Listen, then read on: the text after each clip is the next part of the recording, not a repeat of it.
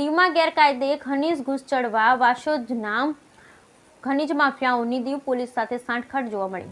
Diu police સોની કટકી લઈ ગેરકાયદેસર ખનીજ ઘુસાડતો હોવાનો વિડીયો વાયરલ. કેન્દ્ર શાસિત પ્રદેશ દીવની ચેકપોસ્ટ વાંસોજ ગામથી માત્ર 2 કિલોમીટર દૂર હોય, જેથી વાંસોજમાંથી ગેરકાયદે ખનીજ ઘુસાડવા વાંસોજ ગામના ખનીજ માફિયાઓ દીવ પોલીસ સાથે સાંઠગાંઠ કરી લીધો હોય તેમ ધોળા દિવસે કોઈપણ પ્રકારના ભય વગર પથ્થર ભરેલા ટ્રેક્ટર દીવ ચેકપોસ્ટ પરથી રોયલ્ટી વગર તેમજ એક રોયલ્ટી પર 3 થી 4 ટ્રેક્ટર પસાર કરી ચેકિંગ કર્યા વિના જવા દેવામાં આવે છે.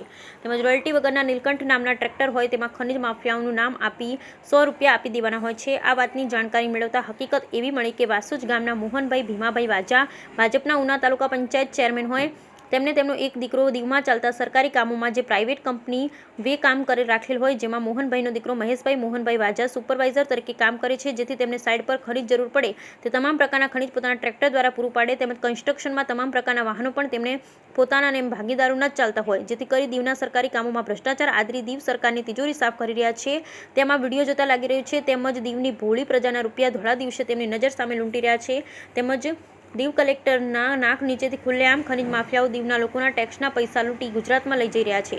આ અહેવાલ પ્રસિદ્ધ થતાં દીવ પ્રશાસન તેમજ સાંસદ ઉમેશભાઈ પટેલ, જેઓ દીવની પ્રજા માટે લોકસભામાં પ્રશ્ન પૂછી રહ્યા છે, તે હરકતમાં આવી રૂબરૂ તપાસ કરી દીવની પ્રજાના રૂપિયાનો હિસાબ લેશે કે પછી દીવની પ્રજાને લૂંટાવા દેશે. Bureau report, Nita Sakhat, Khambha.